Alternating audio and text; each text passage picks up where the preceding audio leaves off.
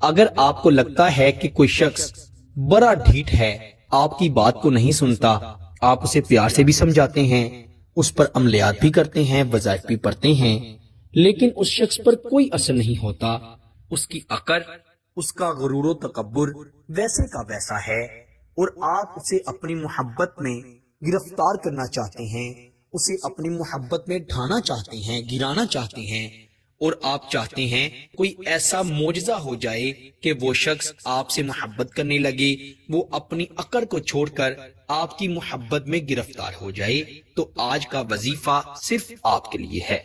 میں کہتا ہوں اس وظیفے سے طاقتور وظیفہ کوئی نہیں ہے۔ اگر دوسرا انسان آپ کے اشاروں پر نہ ناچے تو مجھے عامل مت کہیے گا۔ یہ حروف مقطعات کا صرف ایک لفظ کا بے انتہا طاقتور وظیفہ ہے۔ حروف مقطعات وہ حروف، وہ الفاظ جو کہ قرآن مجید فرقان حمید میں سے لیے گئے ہیں۔ کسی نہ کسی صورت کا آغاز ان الفاظ سے ہو رہا ہے۔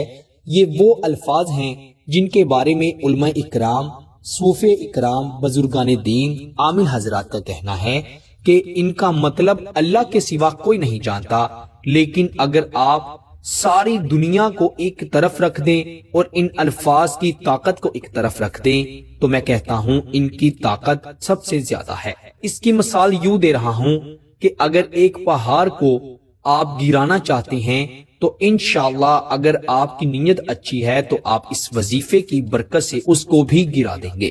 تو انسان کا دل تو بہت چھوٹا سا ہے، آپ اس کو آسانی سے نرم کر سکتے ہیں، اسے اپنی محبت میں بے چین کر سکتے ہیں، بے قرار کر سکتے ہیں۔ اسی لیے کسی بھی شخص کو اپنی محبت میں گرفتار کرنے کے لیے، چاہے وہ شوہر ہے، بیوی ہے، منگیتر ہے، جس سے نکاح کرنا چاہتے ہیں، وہ محبوب ہے، بہن ہے، بھائی ہے، ماں باپ ہیں، دنیا میں موجود کوئی بھی شخص ہے اور دنیا کے کسی بھی کونے میں موجود ہے، آپ اس شخص کو اپنی محبت میں دیوانہ کر سکتے ہیں۔ ایسا دیوانہ جو کہ انشاءاللہ ہمیشہ آپ سے محبت کرتا رہے گا۔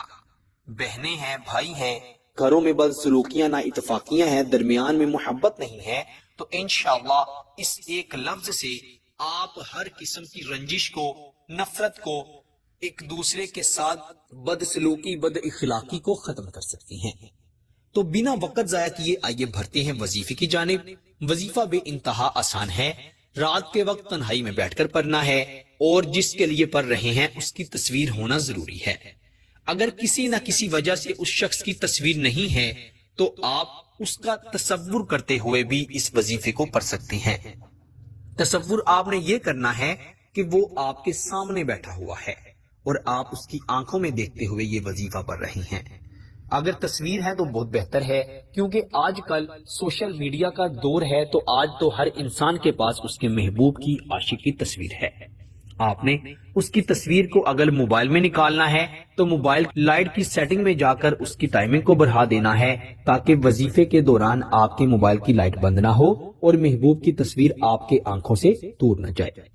آپ نے اچھی طرح وضو کر کے پھر اس وظیفے کو پڑھنا ہے۔ خواتین اپنے خاص دنوں میں یہ وظیفہ ہرگز مت پڑھیں، فائدہ نہیں ہوگا۔ وہ لوگ جو مجھ سے رابطہ کرتے ہیں، اور معافی چاہتا ہوں، میں کسی نہ کسی وجہ سے کوئی نہ کوئی دوست، کوئی نہ کوئی بہن رہ جاتی ہے جسے میں اس کے میسج کا جواب نہیں دے سکتا، وہ اس وظیفے کو ضرور سنیں۔ آپ نے اللہ پر یقین رکھتے ہوئے اور محبوب کی تصویر کو نکال کر اس وظیفے کو پڑھنا ہے، اپنی آنکھ جھپکے بغیر۔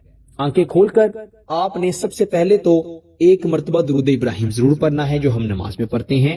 ایک مرتبہ درود ابراہیم پڑھ کر آنکھ کو جھپکے بغیر، آنکھ کھول کر موبائل میں محبوب کی تصویر دیکھتے ہوئے جلدی جلدی سے 121 مرتبہ الف لام میم صاد، الف لام میم صاد، الف لام میم صاد، 121 مرتبہ آپ نے یہ الفاظ پڑھ لینا ہے۔